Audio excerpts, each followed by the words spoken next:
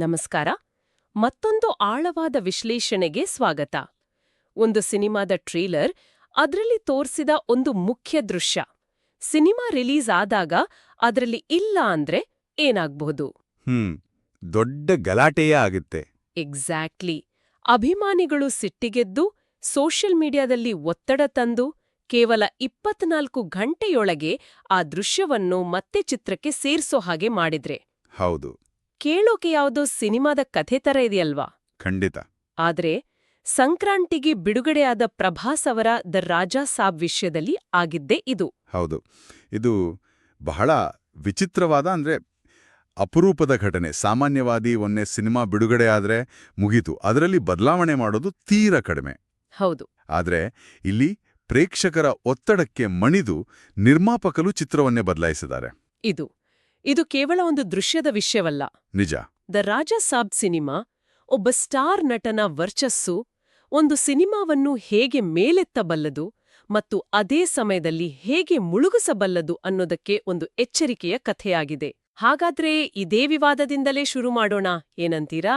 ಖಂಡಿತ, ಅದೇ ಸರಿ. ಟ್ರೇಲರ್ನಲ್ಲಿ ಪ್ರಭಾಸ್ ಅವರ ಒಂದು ವಯಸ್ಸಾದ ಗೆಟಪ್ ಇತ್ತು. ಅದನ್ನೋಡಕ್ಕೆ ಅಭಿಮಾನಿಗಳು ಸಿಕ್ಕಾಪಟ್ಟೆ ಕಾಯ್ತಿದ್ರು. ಆದ್ರೆ ಮೊದ್ಲು ದಿನ ಶೋ ನೋಡ್ದೋರಿಗೆ ಶಾಕ್. ಆ ದೃಶ್ಯವೇ ಇಲ್ಲ. ಅದೇ, ಆ ದೃಶ್ಯವೇ ಮಾಯಾ. ನಂಬೋಕಾಗ್ತಿಲ್ಲ. ಸಿನಿಮಾ ರಿಲೀಸ್ ಆದ್ಮೇಲೆ ಹೀಗೆ ಬದಲಾವಣೆ ಮಾಡಿದ್ದನ್ನು ನಾನ್ ಎಲ್ಲೂ ಕೇಳಿರ್ಲಿಲ್ಲ.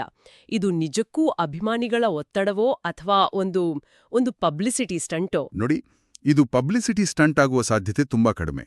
ಯಾಕೆ ಗೊತ್ತಾ? ಯಾಕೆಂದ್ರೆ ಇದು ಚಿತ್ರತಂಡವನ್ನ ಕೆಟ್ಟದಾಂಟಿ ತೋರಿಸುತ್ತೆ. ಅವರಲ್ಲಿ ಆತ್ಮವಿಶ್ವಾಸದ ಕೊರತೆ ಇತ್ತು ಅನ್ನೋದನ್ನ ಸೂಚಿಸುತ್ತೆ. ಸರಿ. ಬಹುಶಃ ಚಿತ್ರದ ಅವಧಿ ಜಾಸ್ತಿ ಆಗ್ತಿದೆ ಅಂತ ಕೊನೆಯ ಕ್ಷಣದಲ್ಲಿ ಆ 4 ನಿಮಿಷದ ದೃಶ್ಯವನ್ನ ತೆಗೆದಿರಬಹುದು, ಅವರೊಂದು ಲೆಕ್ಕಾಚಾರದಲ್ಲಿ. ಓಕೆ. ಆದ್ರೆ ಅಭಿಮಾನಿಗಳ ಪ್ರತಿಕ್ರಿಯೆ ಅವರ ಲೆಕ್ಕಾಚಾರವನ್ನ ಪೂರ್ತಿ ತಲೆಕೆಳಗು ಮಾಡಿತು. ಸೋಷಿಯಲ್ ಮೀಡಿಯಾದಲ್ಲಿ #we want Raja Saab old look ಅಂತ ಟ್ರೆಂಡ್ ಶುರುವಾದ ತಕ್ಷಣ ಅವರು ಹೆದರಿ ಮತ್ತೆ ಅದನ್ನ ಸೇರಿಸಿದ್ದಾರೆ. ಅಂದ್ರೆ ಇದು ಇಂದಿನ ಕಾಲದಲ್ಲಿ ಅಭಿಮಾನಿಗಳ ಅಭಿಪ್ರಾಯಕ್ಕೆ ಎಷ್ಟು ಬೆಲೆ ಇದೆ ಅನ್ನೋದನ್ನ ತೋರಿಸುತ್ತೆ, ಅಲ್ವಾ? ಖಂಡಿತ. ಆದರೆ ಇದು ಇನ್ನೊಂದು ಪ್ರಶ್ನೆಯನ್ನು ಹುಟ್ಟುಹಾಕುತ್ತೆ. ಸೃಜನಾತ್ಮಕ ನಿರ್ಧಾರಗಳ ಮೇಲೆ ಪ್ರೇಕ್ಷಕರ ಒತ್ತಡ ಎಷ್ಟರ ಮಟ್ಟಿಗೆ ಸರಿ? ಅದು ಕೂಡ ನಿಜ. ನೀವ್ ಹೇಳಿದ್ ಕರೆಕ್ಟ್. ಆದ್ರೆ ಈ ಇಡೀ ಘಟನೆಯ ಹಿಂದಿನ ಅಸಲಿ ಶಕ್ತಿ ಅಂದ್ರೆ ಪ್ರಭಾಸ್ ಮೇಲಿನ ಅಭಿಮಾನ. ಬಹುಶಃ ಇದೇ ಸಿನಿಮಾದ ಅತಿದೊಡ್ಡ ಪ್ಲಸ್ ಪಾಯಿಂಟ್ ಕೂಡ. ಹೌದು ಹೌದು.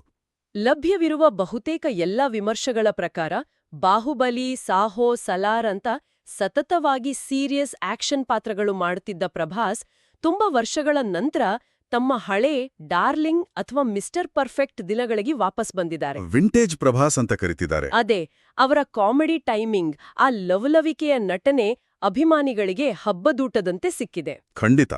ನಮ್ಮ ಹಳೆಯ ಪ್ರಭಾಸ್ ವಾಪಸ್ ಬಂದ್ರು ಎಂಬ ಮಾತು ಎಲ್ಲೆಡೆ ಕೇಳಿಬರುತ್ತಿದೆ. ಇಲ್ಲಿ ಒಂದು ಕುತೂಹಲಕಾರಿ ಸೈಕಲಾಜಿಕಲ್ ಅಂಶ ಇದೆ ಗೊತ್ತಾ? ಒಟ್ಟಾರೆಯಾಗಿ ಇಷ್ಟಪಡದಿದ್ದರೂ ಪ್ರಭಾಸ್ ಅವರ ಅಭಿನಯವನ್ನು ಮಾತ್ರ ಪ್ರತ್ಯೇಕವಾಗಿ ಮೆಚ್ಚಿಕೊಂಡಿದ್ದಾರೆ. ಅಂದ್ರೆ ಕಥೆ ಏನೇ ಇರ್ಲಿ, ನಮ್ಮ ಹೀರೋ ಚೆನ್ನಾಗಿ ಕಾಣಬೇಕು, ಚೆನ್ನಾಗಿ ನಟಿಸಬೇಕು, ಆ ನಿರೀಕ್ಷೆ ಇರುತ್ತೆ. ಪ್ರಭಾಸ್ ಆ ನಿರೀಕ್ಷೆಯನ್ನು ಪೂರೈಸಿದ್ದಾರೆ. ಬಹುಶಃ ಮೊದಲ ದಿನವೇ ಆ 112 ಕೋಟಿ ಕಲೆಕ್ಷನ್ ಆಗಲು ಇದೇ ಮುಖ್ಯ ಕಾರಣ ಇರಬೇಕು. ಆದ್ರೆ ಒಬ್ಬ ನಟನ ಅದ್ಭುತ ನಟನೆ ಒಂದು ಸಿನಿಮಾವನ್ನು ಎಲ್ಲಿಯವರೆಗೆ ಎಳೆದುಕೊಂಡು ಹೋಗಲು ಸಾಧ್ಯ? ಯಾಕೆಂದ್ರೆ ನೀವು ಹೇಳಿದ ಹಾಗೆ ಪ್ರೇಕ್ಷಕರು ಮೆಚ್ಚಿದ್ದು ಪ್ರಭಾಸ್ ಅವರನ್ನೇ ಹೊರತು ಅವರಿದ್ದ ಸಿನಿಮಾವನ್ನಲ್ಲ ಅಂತ ವಿಮರ್ಶೆಗಳು ಸ್ಪಷ್ಟವಾಗಿ ಹೇಳ್ತಿದ್ದವೆ. ಹೌದು. ಇಲ್ಲೇ ನೋಡಿ, ಆ ಸ್ಟಾರ್ ಪವರ್ ಅನ್ನೋದು ಒಂದು ಡಬಲ್ ಎಡ್ಜ್ ಸ್ವೋರ್ಡ್ ಆಗಿ ಬದಲಾಗೋದು. ಸರಿಯಾದ ಪಾಯಿಂಟ್. ಇಲ್ಲೊಂದು ದೊಡ್ಡ ಅಪಾಯವಿದೆ. ಯಾವಾಗ ಒಬ್ಬ ನಟ ಚಿತ್ರಕಥೆಗಿಂತ ದೊಡ್ಡವನಾಗುತ್ತಾನೋ ಆಗ ನಿರ್ದೇಶಕರು ಕಥೆಗೆ ಬದಲು ನಟನ ಇಮೇಜ್ಗೆ ಹೆಚ್ಚು ಗಮನ ಕೊಡಲು ಶುರು ಮಾಡ್ತಾರೆ. ಹೌದು. ಪ್ರಭಾಸ್ ಅವರ ಕಾಮಿಡಿ ಬೇಕು, ಅವರ ರೊಮ್ಯಾನ್ಸ್ ಬೇಕು, ಅವರ ಫೈಟ್ ಬೇಕು ಅಂತ ಅವರ ಇಮೇಜ್ಗೆ ಸರಿಹೊಂದುವ ದೃಶ್ಯಗಳನ್ನು ಸೇರಿಸ್ತಾ ಹೋಗ್ತಾರೆ. ದಿ ರಾಜಾ ಸಾಬ್ ವಿಷಯದಲ್ಲೂ ಆಗಿರೋದು ಇದೇನಾ ಎಂಬ ಅನುಮಾನ ಬರುತ್ತೆ. ಯಾಕೆಂದ್ರೆ ಚಿತ್ರದ ಅತಿ ದೊಡ್ಡ ದೌರ್ಬಲ್ಯವೇ ಅದರ ಚಿತ್ರಕಥೆ. ಹೌದು, ಅದಕ್ಕೆ ಬರ್ತಿದ್ದೆ. ವಿಮರ್ಶಕರು ಬಳಸಿದ ಪದಗಳನ್ನ ನೋಡಿದ್ರೆ ಸಾಕು. ಅಸ್ತವ್ಯಸ್ತ, ಹಳೆಯ ಕಾಲದ್ದು, ಸಂಬಂಧವಿಲ್ಲದ ದೃಶ್ಯಗಳ ಸಂಗ್ರಹ ಅಂತನೂ ಹೇಳಿದ್ದಾರೆ. ಮೂಲಗಳ ಪ್ರಕಾರ ಇದೊಂದು ಹಾರರ್ ಕಾಮಿಡಿ ಜೊತೆಗೆ ರೊಮ್ಯಾನ್ಸ್ ಸೇರ್ಸೋ ಪ್ರಯತ್ನ. ಆದ್ರೆ ಈ 3 ಜಾನರ್ಗಳನ್ನ ಬೆರೆಸುವಾಗ ಯಾವಳಕ್ಕೂ ನ್ಯಾಯ ಒದಗಿಸಿಲ್ಲ. ಸಿನಿಮಾ ನೋಡುವಾಗ ಸ್ವಲ್ಪ ಹೊತ್ತು ಹಾರರ್ ಸೀನ್ ಬರುತ್ತೆ, ಆಮೇಲೆ ಸಂಬಂಧವೇ ಇಲ್ದ ಹಾಗೆ ಕಾಮಿಡಿ ಟ್ರ್ಯಾಕ್ ಶುರುವಾಡುತ್ತೆ, ಅದರ ಮಧ್ಯೆ ಒಂದು ರೊಮ್ಯಾಂಟಿಕ್ ಹಾಡು ಬರುತ್ತೆ. ಇದು ಸಿನಿಮಾ ನೋಡ್ದಾಗಿಲ್ಲ, ಯೂಟ್ಯೂಬ್ನಲ್ಲಿ ಬೇರೆ ಬೇರೆ ವಿಡಿಯೋಗಳನ್ನು ನೋಡಿದ ಅನುಭವ ಕೊಡುತ್ತೆ ಅಂತ ಹಲವರು ಹೇಳಿದ್ದಾರೆ. ಆಕ್ಚುಲಿ 3 ಪ್ರಕಾರಗಳನ್ನು ಅಚ್ಚುಕಟ್ಟಾಗಿ ಬೆರೆಸೋದು ಒಂದು ದೊಡ್ಡ ಕಲೆ. ಅದಕ್ಕೆ ಬಹಳ ನೈಪುಣ್ಯತೆ ಚಿತ್ರಕಥೆ ಬೇಕಾಡುತ್ತೆ. ಖಂಡಿತ. ಹಿಂದೆ ಚಂದ್ರಮುಖಿ ಅಥವಾ ಇತ್ತೀಚೆಗೆ ಭಾಗಮತಿ ಅಂಥ ಚಿತ್ರಗಳು ಇದನ್ನು ಯಶಸ್ವಿಯಾಗಿ ಮಾಡಿದ್ದವು. ಅಲ್ಲಿ ಹಾರರ್, ಕಾಮಿಡಿ ಮತ್ತು ಕಥೆಯ ಮುಖ್ಯ ಎಳೆ ಒಂದಕ್ಕೊಂದು ಪೂರಕವಾಗಿ ಸಾಗುತ್ತವೆ. ಹೌದು, ಅದರಲ್ಲಿ ಒಂದು ಫ್ಲೋ ಇತ್ತು. ಆದರೆ ದಿ ರಾಜಾ ಸಾಬ್ ವಿಷಯದಲ್ಲಿ ನಿರ್ದೇಶಕ ಮಾರುತಿ ಈ ಸಮತೋಲನವನ್ನು ಕಾಯ್ದುಕೊಳ್ಳುವಲ್ಲಿ ಸಂಪೂರ್ಣವಾಗಿ ವಿಫಲರಾಗಿದ್ದಾರೆ ಅಂತ ವಿಮರ್ಶೆಗಳು ಹೇಳ್ತವೆ. ಹಾಸ್ಯದ ದೃಶ್ಯಗಳು ಶುರುವಾದಾಗ ಹಾರರ್ ಅಂಶ ಮರೆತು ಹೋಗುತ್ತೆ, ಪ್ರೇಮ ಕಥೆ ಬಂದಾಗ ಹಾಸ್ಯವು ಕಿರಿಕಿರಿ ಎನಿಸುತ್ತೆ. ಅಬ್ಬಾ, ಅದರ ಜೊತೆಗೆ ಚಿತ್ರದ ಅವಧಿ 3 ಗಂಟೆ 10 ನಿಮಿಷ. ತುಂಬಾ ಜಾಸ್ತಿ ಆಯ್ತು. ಅಷ್ಟೊತ್ತಲ್ಲಿ ಒಂದು ಸಣ್ಣ ಊರಿಗೆ ಹೋಗಿ ವಾಪಸ್ ಬರ್ಬೋದು. ಇವತ್ತಿನ ಫಾಸ್ಟ್ ಫಾರ್ವರ್ಡ್ ಜಮಾನದಲ್ಲಿ ಪ್ರೇಕ್ಷಕರನ್ನು ಅಷ್ಟು ಹೊತ್ತು ಹಿಡಿದಿಡುವುದು ನಿಜಕ್ಕೂ ಸವಾಲೇ ಸರಿ. ಒಂದು ವೇಳೆ ಈ ಸಿನಿಮಾ ಕೇವಲ 2 ಗಂಟೆ ಇದ್ದಿದ್ದರೆ ಅದರ ಫಲಿತಾಂಶವೇ ಬೇರೆ ಇರ್ತಿತ್ತೇನೋ. ಖಂಡಿತವಾಗಿಯೂ. ದೀರ್ಘಾವಧಿಯು ಒಂದು ದುರ್ಬಲ ಕಥೆಯ ಎಲ್ಲಾ ತಪ್ಪುಗಳನ್ನ ಭೂತಗಣದಾಳಿಯಲ್ಲಿ ಹಿಡಿದು ತೋರಿಸಿದ ಹಾಗೆ. ಕಥೆಗಳು ಮತ್ತು ವಿಮರ್ಶಕರ ಪ್ರಕಾರ ಕಿರಿಗಿರಿ ಎನಿಸುವ ಹಾಸ್ಯ ದೃಶ್ಯಗಳು ಚಿತ್ರದ ವೇಗವನ್ನು ಪೂರ್ತಿ ಹಾಳುಮಾಡಿವೆ. ಚಿತ್ರದ ಸಂಕಲನ ಒಂದು ದೊಡ್ಡ ಸಮಸ್ಯೆಯಾಗಿ ಕಾಣುತ್ತಿದೆ. ಎಡಿಟಿಂಗ್ ಸರಿಯಿಲ್ವಾ? ಹೌದು. ಒಂದು ಬಿಗಿಯಾದ 2 ಗಂಟೆ 30 ನಿಮಿಷಗಳ ಚಿತ್ರವನ್ನು ಮಾಡಿದ್ರೆ ಬಹುಶಃ ಅದರ ಪರಿಣಾಮವೇ ಬೇರೆ ಇರುತ್ತಿತ್ತು. ಪ್ರೇಕ್ಷಕರಿಗೆ ಕಥೆಯಲ್ಲಿ ಆಸಕ್ತಿ ಕಳೆದುಹೋದಾಗ ಪ್ರತಿ ನಿಮಿಷವೂ ಒಂದು ಗಂಟೆಯ ಹಾಗೆ ಭಾಸವಾಗಲು ಶುರುವಾಗುತ್ತೆ. ಅದಕ್ಕೆ ಹಲವು ವಿಮರ್ಶಕರು ಇದನ್ನು ಸಹನೆಯ ಪರೀಕ್ಷೆ ಅಂತ ಕರೆದಿರೋದ್ರಲ್ಲಿ ಆಶ್ಚರ್ಯ ಇಲ್ಲ. ಕಥೆ ಮತ್ತು ಅವಧಿಯ ಸಮಸ್ಯೆ ಒಂದು ಕಡೆಯಾದ್ರೆ, ಚಿತ್ರದ ಬಜೆಟ್ ಮತ್ತು ಅದರ ದೃಶ್ಯ ವೈಭವದ ನಡುವಿನ ಅಂತರ ಇದು ಇನ್ನೊಂದು ದೊಡ್ಡ ಚರ್ಚೆಯ ವಿಷಯ. ಹೌದು. ಚಿತ್ರದ ಬಜೆಟ್ ಸುಮಾರು 400 ಕೋಟಿ ಅಂತ ವರದಿಯಾಗಿದೆ.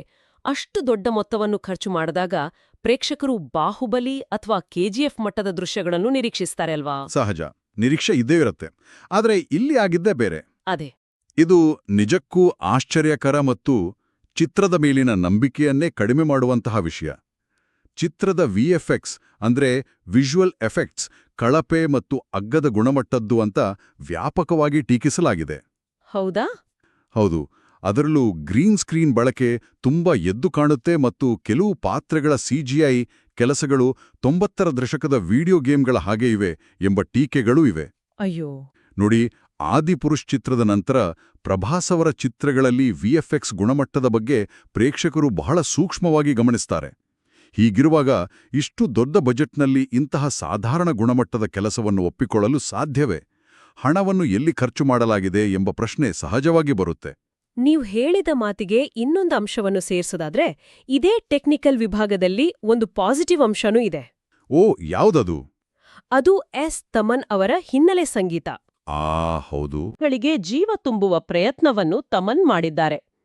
ಅದರಲ್ಲೂ ಆಕ್ಷನ್ ದೃಶ್ಯಗಳಲ್ಲಿ ಮತ್ತು ಕ್ಲೈಮ್ಯಾಕ್ಸ್ನ ಆಸ್ಪತ್ರೆಯ ದೃಶ್ಯದಲ್ಲಿ ಅವರ ಹಿನ್ನೆಲೆ ಸಂಗೀತಕ್ಕೆ ಭಾರೀ ಮೆಚ್ಚುಗೆ ವ್ಯಕ್ತವಾಗಿದೆ. ಇದೊಂದು ವಿಚಿತ್ರವಾದ ಕಾಂಬಿನೇಷನ್ ಅಲ್ವಾ?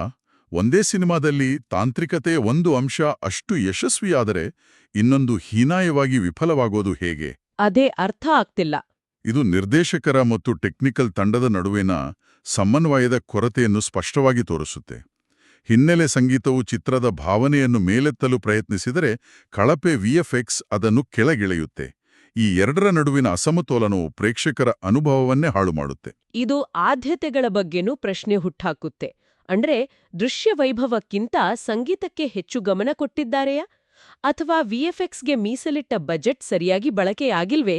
ಎಕ್ಸಾಕ್ಟ್ಲಿ, ಆ ಪ್ರಶ್ನೆಗಳು ಹಾಗೆ ಉಳಿತವೆ. ಈ ದುರ್ಬಲ ಚಿತ್ರಕಥೆಯ ಅಡ್ಡ ಪರಿಣಾಮಗಳು ಇಷ್ಟಕ್ಕೆ ನಿಲ್ಲೋದಿಲ್ಲ.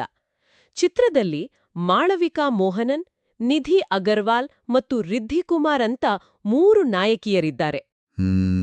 ಹೌದು. ಆದ್ರೆ 3 ಗಂಟೆಗಳ ಸಿನಿಮಾದಲ್ಲಿ ಅವರ ಪಾತ್ರಗಳನ್ನು ಕೇವಲ ಅಲಂಕಾರಿಕ ವಸ್ತುಗಳಂತೆ ಬಳಸಿಕೊಳ್ಳಲಾಗಿದೆ. ಕಥೆಗೆ ಅವರಿಂದ ಯಾವುದೇ ಮಹತ್ವದ ಕೊಡುಗೆ ಇಲ್ಲ. ಇದು ಅನಿರೀಕ್ಷಿತವೇನಲ್ಲ. ಯಾವಾಗ ಕಥೆಯು ಕೇವಲ ನಾಯಕನ ಇಮೇಜನ್ನು ವೈಭವೀಕರಿಸುವುದರ ಸುತ್ತ ಸುತ್ತುತ್ತದೆಯೋ ಆಗ ಉಳಿದ ಪಾತ್ರಗಳಿಗೆ ಬೆಲೆ ಸಿಗೋದಿಲ್ಲ. ಇದು ನಮ್ಮ ಕಮರ್ಷಿಯಲ್ ಸಿನಿಮಾದ ಒಂದು ಹಳೆಯ ರೋಗ. ನಿಜ. ನಾಯಕಿಯರು ಕಥೆಯನ್ನು ಮುಂದೆ ತಗೊಂಡು ಹೋಗೋಕೆ ಸಹಾಯ ಮಾಡೋ ಬದಲು ಕಥೆಯ ವೇಗಕ್ಕೆ ಅಡ್ಡಿಯಾಗ್ತಾರೆ. ಅವರ ಪಾತ್ರಗಳನ್ನು ಕಥೆಯ ಬೆಳವಣಿಗೆಗೆ ಬಳಸಿಕೊಳ್ಳೋ ಬದಲು ಕೇವಲ ಗ್ಲಾಮರ್ಗೆ ಸೀಮಿತಗೊಳಿಸಿದಾಗ ಅವು ಪ್ರೇಕ್ಷಕರ ಮನಸ್ಸಿನಲ್ಲಿ ಉಳಿಯೋದೇ ಇಲ್ಲ. ಇದು ಕಥೆಯ ಆಳವನ್ನು ಇನ್ನಷ್ಟು ಕಡಿಮೆ ಮಾಡುತ್ತೆ. ಹಾಗಾದ್ರೆ ಇದೆಲ್ಲವನ್ನೂ ಒಟ್ಟುಗೂಡಿಸಿ ನೋಡಿದರೆ ನಮಗೆ ಸಿಗುವ ಚಿತ್ರಣವೇನು? ನಮ್ಮ ಕೈಯಲ್ಲಿರುವ ಮೂಲಗಳ ಪ್ರಕಾರ ದಿ ರಾಜಾ ಸಾಬ್ ತನ್ನ ನಾಯಕ ನಟನ ವರ್ಚಸ್ಸು ಮತ್ತು ಆ ವಿಂಟೇಜ್ ನಟನೆಯ ಮೇಲೆ ನಿಂತು ಮೊದಲ ದಿನ ಬಾಕ್ಸ್ ಆಫೀಸ್ನಲ್ಲಿ ಗೆದ್ದಿದೆ. ಹೌದು, ಕಲೆಕ್ಷನ್ ಚೆನ್ನಾಗಿದೆ. ಆದರೆ ದುರ್ಬಲ ಕಥೆ, ಸಾಧಾರಣ ವಿಎಫ್ಎಕ್ಸ್, ಅತಿಯಾದ ಅವಧಿ ಮತ್ತು ಸರಿಯಾಗಿ ಬಳಸಿಕೊಳ್ಳದ ಪೋಷಕ ಪಾತ್ರಗಳಿಂದಾಗಿ ವಿಮರ್ಶಾತ್ಮಕವಾಗಿ ಸಂಪೂರ್ಣ ಸೋತಿದೆ. ಇದು ಕೇವಲ ಪ್ರಭಾಸ್ ಅವರ ಕಟ್ಟ ಅಭಿಮಾನಿಗಳಿಗೆ ಮಾತ್ರ ಇಷ್ಟವಾಗಬಹುದು, ಉಳಿದವರಿಗೆ ಇದು ಒಂದು ದೊಡ್ಡ ನಿರಾಸೆ ಅನ್ನೋದು ಅಂತಿಮ ತೀರ್ಮಾನ. ಹೌದು, ಈ ಸಿನಿಮಾ ಆಧುನಿಕ ಭಾರತೀಯ ಸಿನಿಮಾದ ಒಂದು ಅತ್ಯುತ್ತಮ ಕೇಸ್ ಸ್ಟಡಿ. ಇದು ಹಲವಾರು ವಿಷಯಗಳ ನಡುವಿನ ತಿಕ್ಕಾಟವನ್ನು ಸ್ಪಷ್ಟವಾಗಿ ತೋರಿಸುತ್ತೆ. ಹೇಗೆ? ಒಬ್ಬ ನಟನ ವರ್ಚಸ್ಸು ವರ್ಸಸ್ ಒಂದು ಒಳ್ಳೆಯ ಕಥೆಯ ಮಹತ್ವ, ಖರ್ಚು ಮಾಡಿನ ಬಜೆಟ್ ವರ್ಸಸ್ ತೆರೆ ಮೇಲೆ ಕಾಣುವ ಗುಣಮಟ್ಟ, ಹಾಗೂ ಚಿತ್ರ ನಿರ್ಮಾಣದ ಮೇಲೆ ಅಭಿಮಾನಿಗಳ ಅಭಿಪ್ರಾಯ ಬೀರುತ್ತಿರುವ ಪ್ರಭಾವ, ಈ ಎಲ್ಲದರ ನಡುವಿನ ತಿಕ್ಕಾಟ. ಒಬ್ಬ ಸ್ಟಾರ್ ನಟನಿಂದ ಒಂದು ಸಿನಿಮಾವನ್ನು ಮೊದಲ ದಿನ ಗೆಲ್ಲಿಸಬಹುದು, ಆದರೆ ಅದನ್ನು ದೀರ್ಘಕಾಲ ಓಡಿಸಲು ಮತ್ತು ಪ್ರೇಕ್ಷಕರ ಮನಸ್ಸಿನಲ್ಲಿ ಉಳಿಯುವಂತೆ ಮಾಡಲು ಒಂದು ಒಳ್ಳೆಯ ಕತೆ ಮತ್ತು ಅಚ್ಚುಕಟ್ಟಾದ ನಿರ್ಮಾಣ ಅತ್ಯಗತ್ಯ ಎಂಬುದನ್ನು ದಿ ರಾಜಾ ಸಾಬ್ ಮತ್ತೊಮ್ಮೆ ಸಾಬೀತುಪಡಿಸಿದೆ. ನಿಖರವಾಗಿ. ಈ ಇಡೀ ಚರ್ಚೆಯು ನಮ್ಮನ್ನು ಒಂದು ಮೂಲಭೂತ ಪ್ರಶ್ನೆಗೆ ತಂದು ನಿಲ್ಲಿಸುತ್ತದೆ. ಈ ಪ್ರಶ್ನೆಯನ್ನು ಕೇಳುಗರ ಮುಂದಿಟ್ಟು ಈ ಚರ್ಚೆಯನ್ನು ಮುಗಿಸೋಣ. ಖಂಡಿತ. ಕೇಳುಗನು ಯೋಚಿಸಬೇಕಾದ ಒಂದು ಪ್ರಶ್ನೆ: ಒಂದು ಸಿನಿಮಾದ ಯಶಸ್ಸನ್ನು ಕೇವಲ ಅದರ ಬಾಕ್ಸ್ ಆಫೀಸ್ ಗಳಿಕೆಯಿಂದ ಅಳೆಯಬೇಕೇ? ಮೊದಲ ವಾರದಲ್ಲಿ 100 ಕೋಟಿ ಗಳಿಸಿದ್ರೆ ಅದು ಹಿಟ್ ಸಿನಿಮಾನಾ? ಅಥವಾ ದೀರ್ಘಕಾಲದವರೆಗೆ ಪ್ರೇಕ್ಷಕರು ಮತ್ತು ವಿಮರ್ಶಕರು ನೀಡುವ ಅಭಿಪ್ರಾಯ ಹೆಚ್ಚು ಮುಖ್ಯವೇ? ದಿ ರಾಜಾ ಸಾಬ್ ವಿಷಯದಲ್ಲಿ ಈ ಚರ್ಚೆ ಒಂದು ಹೊಸ ಮತ್ತು ಸಂಕೀರ್ಣವಾದ ಆಯಾಮವನ್ನು ಪಡೆದುಕೊಂಡಿದೆ.